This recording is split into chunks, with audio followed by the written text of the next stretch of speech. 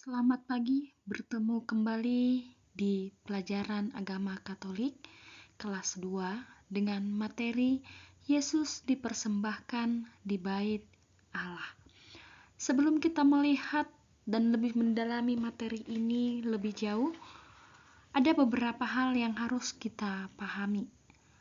Apa tujuan yang hendak kita capai dari materi ini?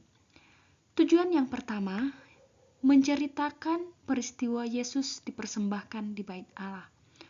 Tujuan yang kedua, menyebutkan kewajiban kita sebagai umat beragama yang harus dilaksanakan bersama dengan keluarga.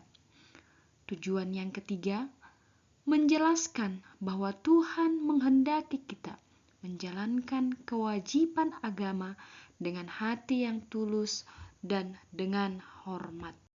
Sebelum mulai pelajaran kita, mari kita berdoa dalam nama Bapa dan Putra dan Roh Kudus. Amin. Ya Bapa, terima kasih atas cinta yang begitu besar kepada kami. Hari ini kami akan memulai pelajaran kami. Ajarilah kami agar kami sungguh-sungguh bisa mempersembahkan hidup kami. Amin. Dalam nama Bapa dan Putra dan Roh Kudus. Amin. Baik anak-anak yang terkasih, sebelum kita memulai pelajaran kita, mari kita terlebih dahulu bernyanyi. Tujuan pembelajaran kita hari ini yang pertama, siswa dapat memahami kembali kisah Yesus yang dipersembahkan di Bait Allah. Yang kedua, siswa dapat memahami kenapa Yesus dipersembahkan di Bait Allah. Yang ketiga, siswa mampu meneladani sikap Yusuf dan Maria yang selalu bersyukur kepada Allah. Keempat, siswa dapat menerapkan nilai-nilai ketaatan, syukur, dan kepedulian dalam kehidupan sehari-hari. Baik, sebelum kita lanjut ke materi berikutnya, untuk anak-anak sekalian, bolehlah kita bernyanyi dulu.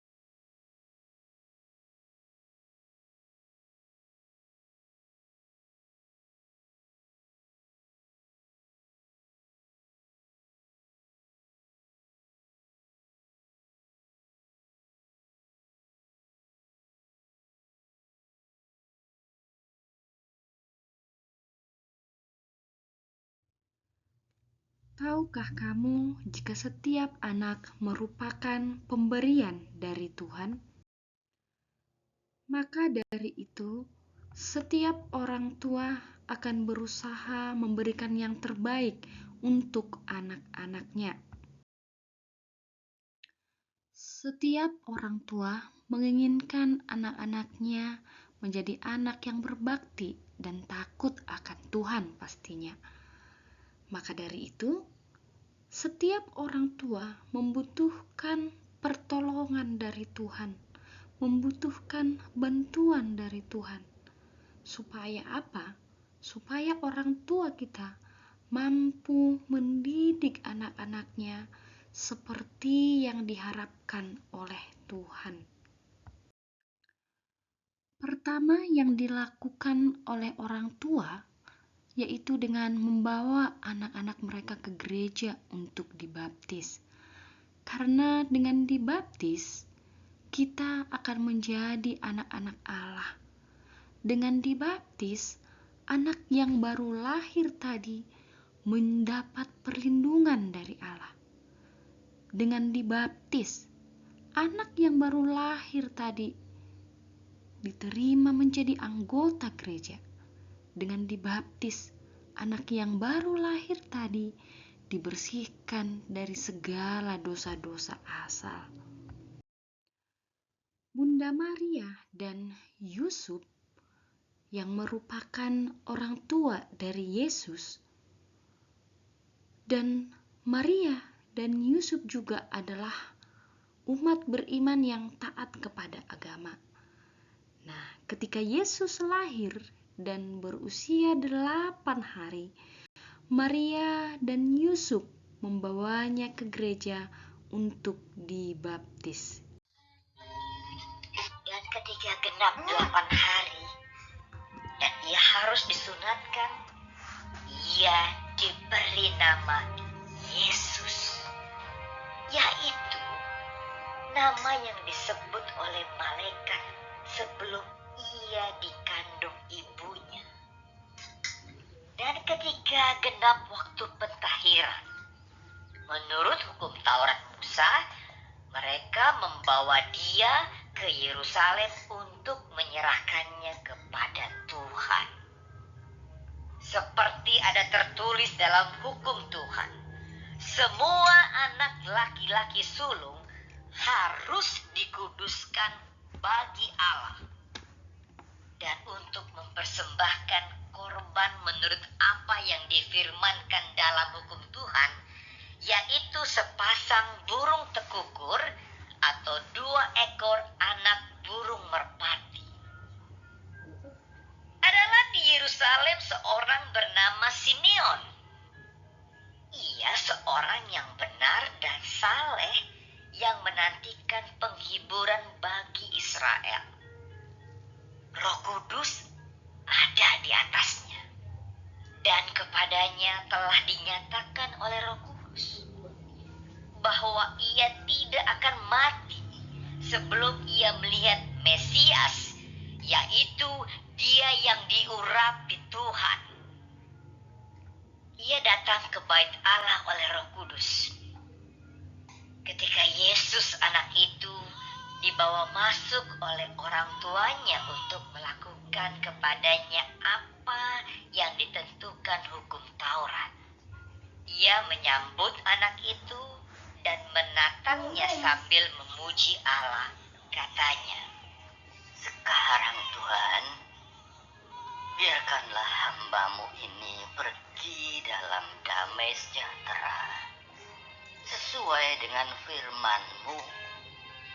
Sebab mataku telah melihat keselamatan yang daripadamu, yang telah Engkau sediakan di hadapan segala bangsa, yaitu terang yang menjadi penyataan bagi bangsa-bangsa lain, dan menjadi kemuliaan bagi umat-Mu Israel." Dan bapa serta ibunya amat heran akan segala apa yang dikatakan tentang dia. Lalu Simeon memberkati mereka dan berkata kepada Maria, ibu anak itu, "Sesungguhnya anak ini ditentukan untuk menjatuhkan atau membangkitkan banyak orang di Israel, dan untuk menjadi suatu tanda yang menimbulkan perbantahan, dan suatu pedang akan menembus jiwamu sendiri, supaya menjadi nyata pikiran hati banyak orang." Lagi pula di situ ada Hana, seorang nabi perempuan, anak Fanuel dari suku Asher.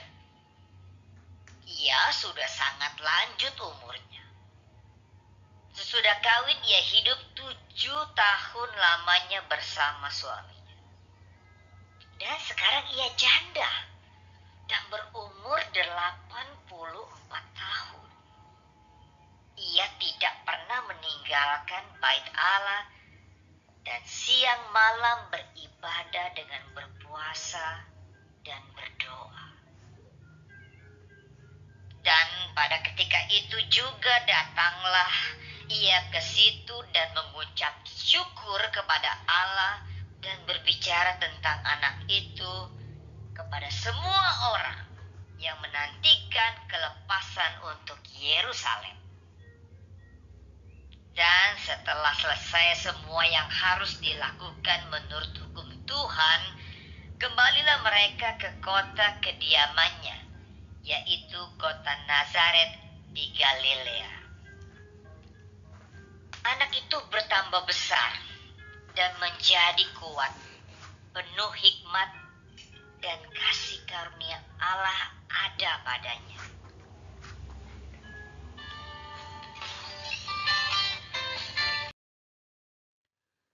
Anak-anak yang terkasih, kita sudah mendengar dan menyaksikan ketika Bunda Maria dan Yusuf membawa Yesus ke Bait Allah.